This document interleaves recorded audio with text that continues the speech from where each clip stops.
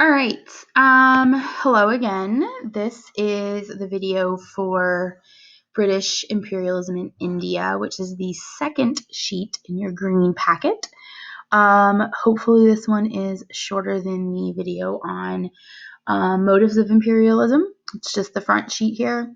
So basically we're going to take a look today at Great Britain and how/why they were one of the most, or if not the most, imperialized country in Europe, and what their impact of imperialism was in the country of India. So we've seen this map before. We know that Europeans are dominating Africa and Asia with imperialism. And what we're going to see is Britain is by far the strongest. They're the most industrial. They're the most military. They've got the strongest navy, the strongest military, and they're the strongest colonial power.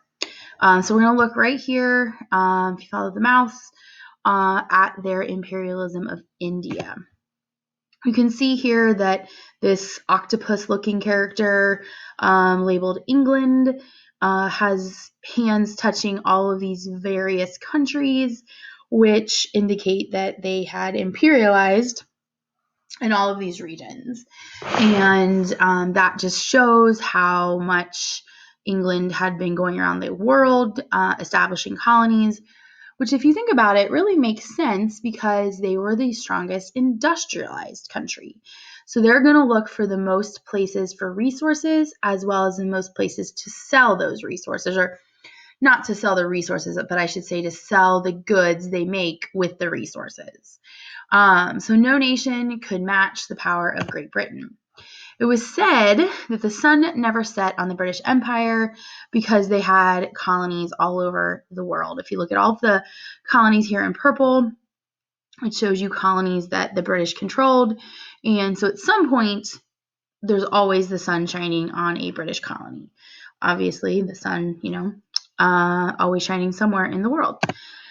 The most valuable was India, and it was seen as the brightest jewel in the crown. So the British crown, monarchs often wore crowns, kings and queens wore crowns, and so this was seen as the brightest jewel, like the shining star of British imperialism.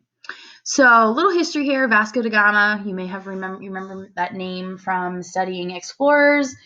If you follow this red line here, he discovers a water route to India, and obviously that's going to allow for a lot more trade between Europe and India instead of just walking across the Silk Road this way. And so this is going to allow for the back and forth of goods, resources, etc. Europeans are gaining a stronghold by the 1600s on the Indian Ocean, trading, settling, creating ports. And the British East India Company is going to be one of those companies that does that. Their job is to trade goods with Asia and Europe and America. And an example I like to always give, or a question I'll always ask is, what is something you might get if you ever traveled, like on vacation? I'll give you an example. Several years ago, I was very lucky to get to travel in Paris. And one of my favorite things to get in Paris is macaroons at a store called Latteray. And they have these stores. It's a pastry shop in like major cities around the world. I think there's like one in New York City or whatever, but it's definitely not something that I can get here in Centerville, Ohio. Now with the internet in today's world, we can get quite a bit from all over the world, especially if we're willing to pay for it. But that is something that I can only get there. It's not an exotic good, but it's just a nice treat to get, when I visit Paris.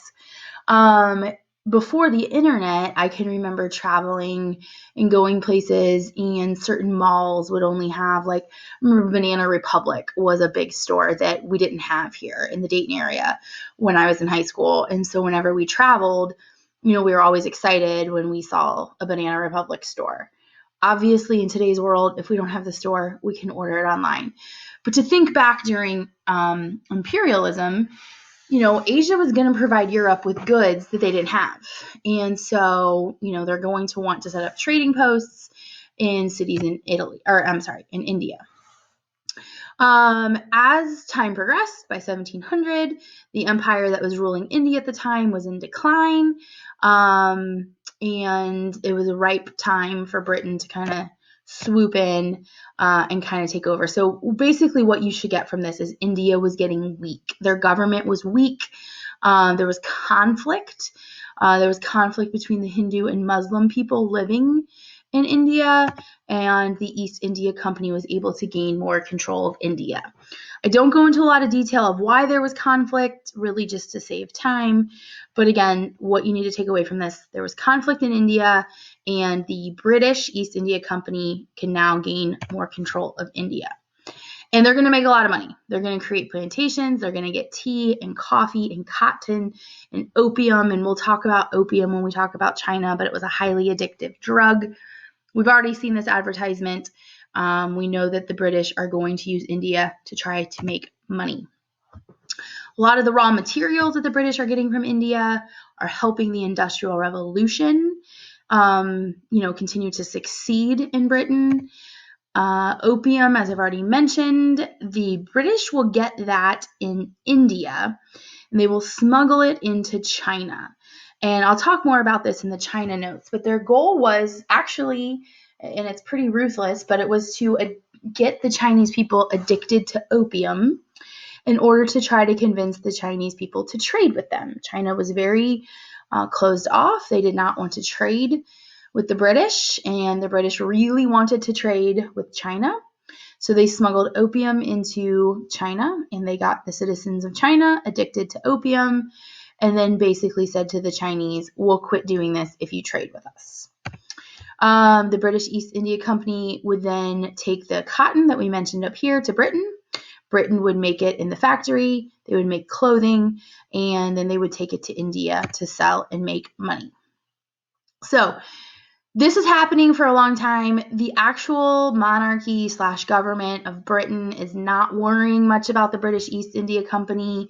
They're just letting them do their own thing. And then all of a sudden some things happen that cause Britain to start kind of like paying attention. Hey, what's going on? And one of those things that happened is called the Sepoy Mutiny. So the British soldiers or the British officials in India would hire Indian soldiers who were called sepoys. So the Indian soldiers were native to India.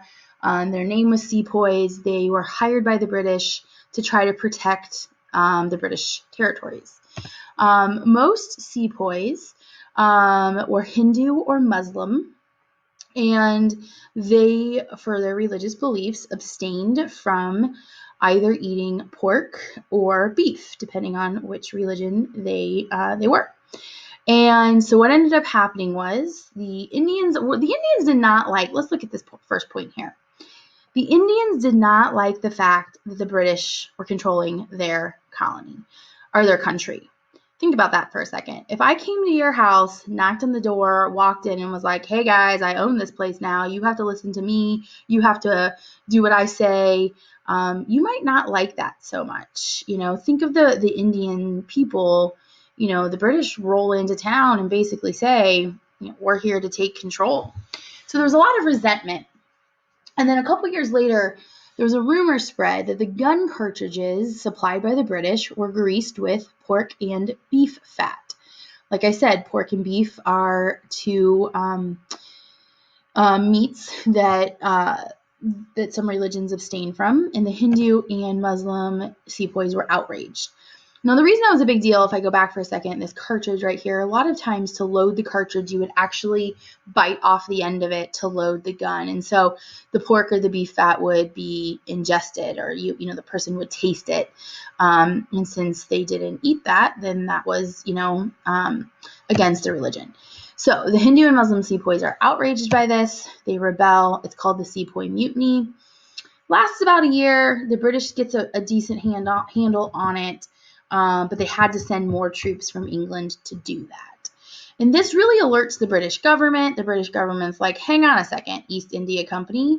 We thought you had this under control. Maybe we need to get more involved.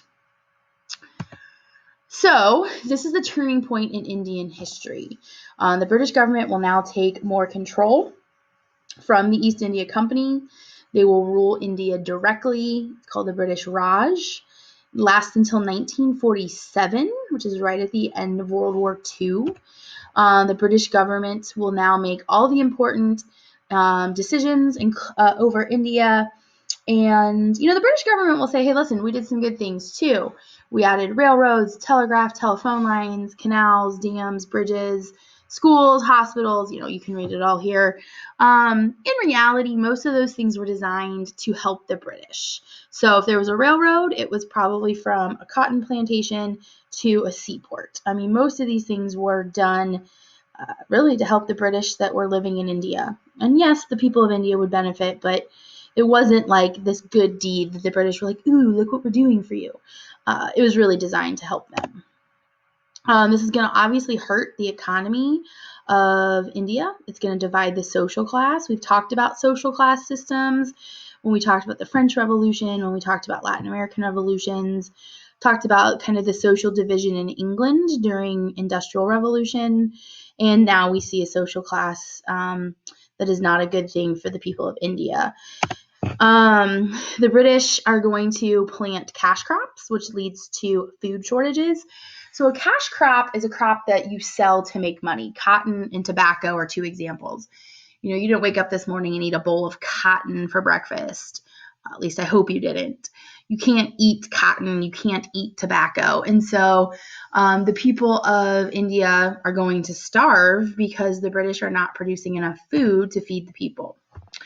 While India was a really important colony for Britain, it was not the only European colony in Southeast Asia. You have the Dutch East India Company, where the Dutch are going to profit from resources in the Indies in Southeast Asia. And then you have France, who will take control of Vietnam, Laos, and Cambodia here south of China. And this will actually really set the stage for the Vietnam War and some of the issues in this region after World War II, when the Cold War is at its height. And so that kind of sets the foundation for that piece that American history students usually study. All right, so that's British imperialism in India. Hopefully it wasn't, hopefully you understand it. And there will be an assignment that you will do, but you won't do it until after you do the China notes, which will be next. Hope everyone's doing well. Reach out if you have any questions.